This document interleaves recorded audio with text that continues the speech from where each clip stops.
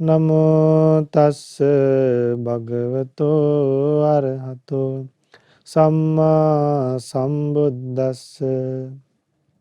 Homage to the Blessed One, the Worthy One, the Supremely Enlightened One.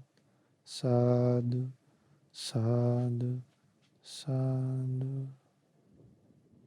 Namo Buddhaya. Okay. So in the previous episode, we learned that we need to develop our mind and why we have lust, anger, and delusion. And from the beginning of these episodes, even from the beginning of these episodes, we have been talking about lust, anger, and delusion. Dear Dhamma friends, and I said that from the Buddha's teachings, we are giving more priority for our body and to gain material things in life. To gain land and we try to save money to the future use. Then we will try to have a lot of properties for the happiness in life. But then when you are losing those properties one day, if somebody steals those properties and wealth, how would you feel? Which will be more effective? The happiness that you experience because of your properties and money, or the sadness that you experience when you lose these things? Which will be like, which will give more, which will be more effective for you? Which would give more depression for you? Losing or gaining? Losing or gaining? Losing. So, but mostly people, they try to rely on something externally to gain happiness because they forgot that external things are changing. External things are impermanent. External things are not under our control. But people try to control things which are not possible to control. Then that's why people get depression. That's why people can't sleep properly. That's why people can't sleep properly. The things that are not possible to control, they try to control.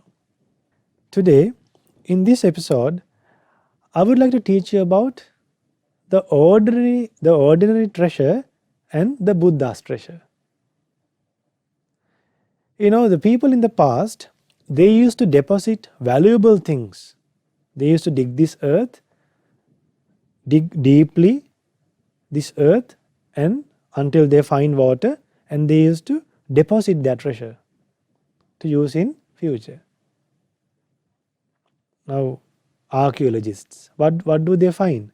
The things that were deposited thousand years ago. They find very valuable things. So, you know, Buddha preachers, there are some people. So now this teaching, I'm going to teach you from a book called Khuddaka Nikaya. What's the name of the book? Khuddaka Nikaya. In English we can say minor sections. Minor sections. So the name of the sutta is Nidhikanda Sutta. Say after me. Nidhikanda Sutta. Nidhikanda Sutta.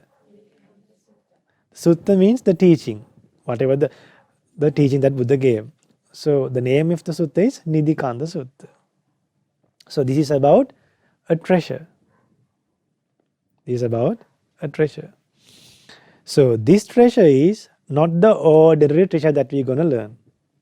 From this sermon, we will get the chance to learn the ordinary treasure, the ordinary treasure, and also the Buddha's treasure. So, in the past, dear Dhamma friends, there was a merchant in India. He was participating in an almsgiving ceremony.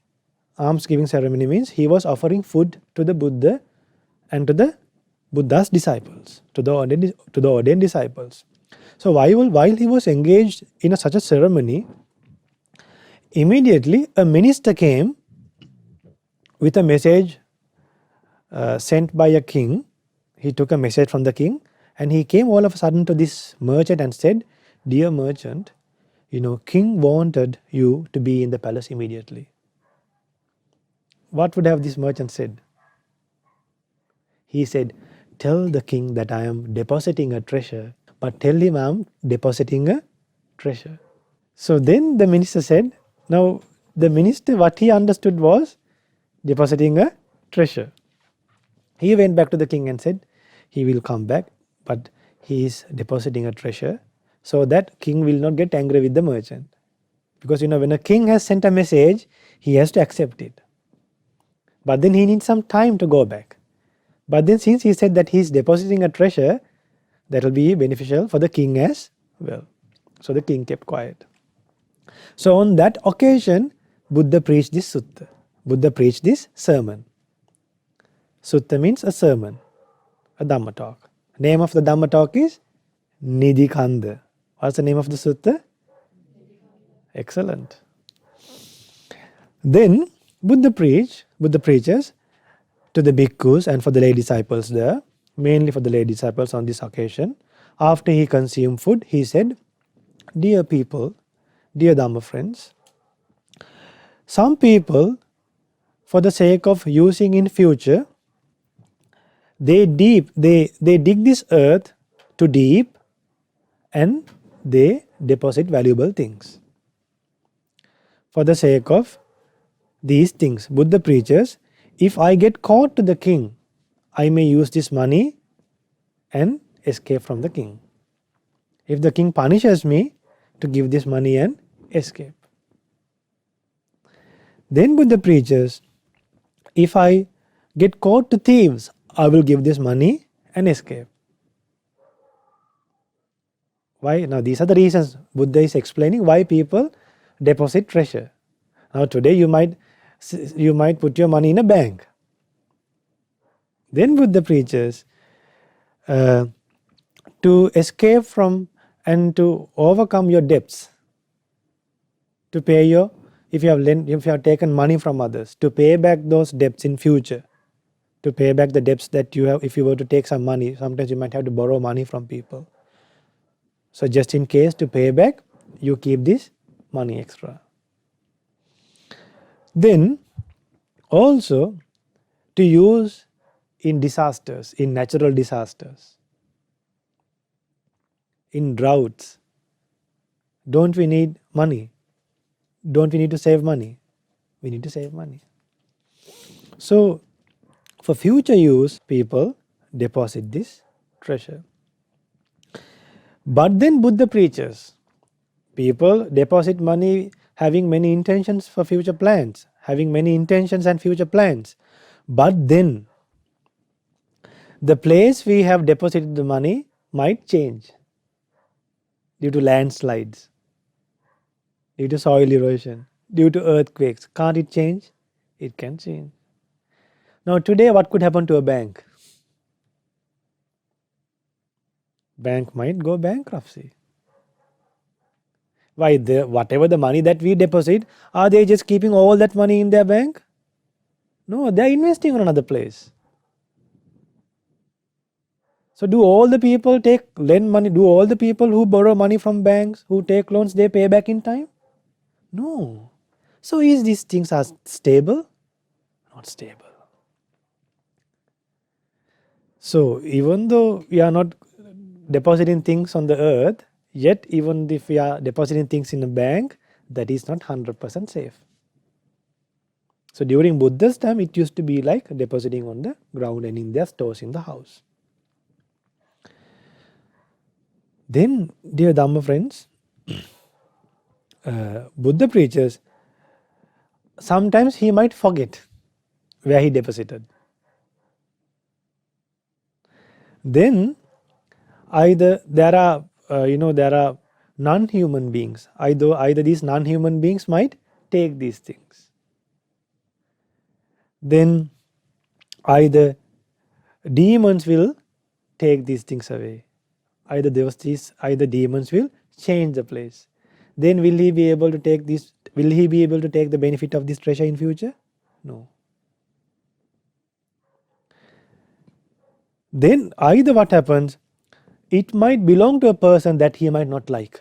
Now, dear Dhamma friends, in the prison, we go to preach Dhamma to the prison as well. I met one boy. That boy's entire family has died in a car accident. The mother, father, and 3 sisters has died in a car accident. He has escaped. Since the entire family has passed away, the mother and father, they used to be the owners of the properties. They were from a very good family. They were very rich people. But then after their parents died, the uncles and aunties have tried, and they are trying to take over the property. The remaining child is just 20 years old. He's been chased away from the house. The boy has been chased away from the house. Now I met this boy in the prison. You know what has happened later? Now see what happened to people. This boy, when he was chased from the house, after he was chased from the house by his uncles, he has come to Colombo, and when he was in the seaside, he has lived in the beach for 2 days. He has stayed in the beach for 2 days, and then another person has taken him and given him a job in his restaurant. So he has to work there for some time and earn some money, and he has bought a bike, a used bike. The bike that he has bought was a bike that has been stolen by someone. And he got caught for the police after buying this bike. Legally, he has to go through the court to come out from this problem. Now see how people fall into troubles.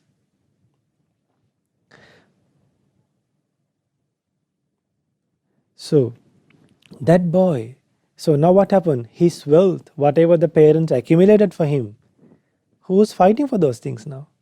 Other people. Now other people are residing in those houses.